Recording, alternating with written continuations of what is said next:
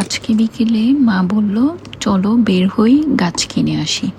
যেহেতু 2 দিন আগেই বাসার সব গাছ কেটে দেওয়া হয়েছে, ফুল গাছ মেইনলি, বলল চলো একসাথে যাই ফুল গাছ নিয়ে আসি।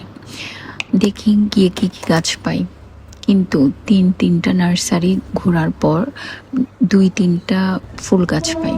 গিয়ে দেখলাম কোনো ফুল গাছই নেই, যেগুলো আছে ওগুলো হচ্ছে সিজনাল ফুল, মানে সব সময় ফুটে ওরকমের মধ্যে পাইছে হচ্ছে বাগান বিলাস, কাঠামুকুট, যতটুকু জানি আমি। বাকি তেমন কোনো ফুল গাছই পেলাম না। এভাবে করতে করতে 3টা নার্সারি আমরা ঘুরি। তো ঘুরে ফিরে প্রায় 10-15টার মতো গাছ কেনা হয়ে যায়। আর এগুলো সব গাছ লাগাবো। এই গাছটা কিন্তু অনেক বেশি সুন্দর, বাট এটা নাকি সব সময় ফুল ফুটে না। আর আজকে হচ্ছে আজরিনও বাসায় নেই, ও রাতে আসে নানুর বাসা থেকে, আর আমাকে বলে মা আনবক্সিং করো। ও হচ্ছে একটা ডল নিয়ে আসে আর আমাকে বলছে আনবক্সিং করার জন্য। তো পরে ও নিজেই আনবক্সিং করতেছে আর আমাকে জিজ্ঞেস করতেছে মা এটা কি কথা বলে।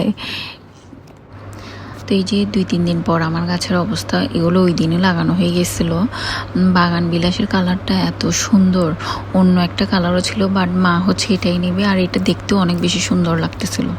তো যে কয়েকটা টমেটোও দেখলাম, ওগুলো নিয়ে আসলাম।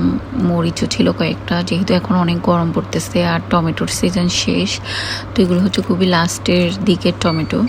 তো এরপর টমেটো তোলা শেষ, ভাবছি পপকর্ন ভাজি, এই পপকর্নটাও ট্রাই করা যাক, কিন্তু এক্সপেকটেশন এত বেশি হাই ছিল, ভাবছি অনেক বেশি চিজি ফ্লেভার টাইপের কিছু হবে, চিজি হবে, বাট না, মানে এক্সপেকটেশন অনুযায়ী কিছুই ছিল না। নর্মাল পপকর্ন ছিল, তার থেকে বেটার হচ্ছে নর্মাল যে পপকর্নগুলো ভাজা হয়, এগুলো হচ্ছে খুবই ফাও একটা জিনিস, তেমন কোনো কিছুই ছিল না। তো এটাই ছিল আজকে আমার মিনি ব্লগ। ভালো লাগলে লাইক এবং সাবস্ক্রাইব করবে।